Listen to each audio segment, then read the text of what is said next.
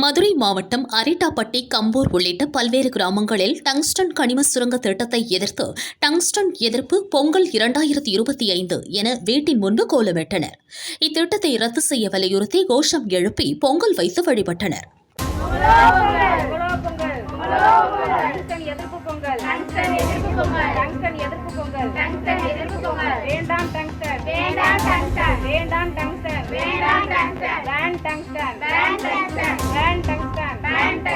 பாதுகாப்போம் பாதுகாப்போம்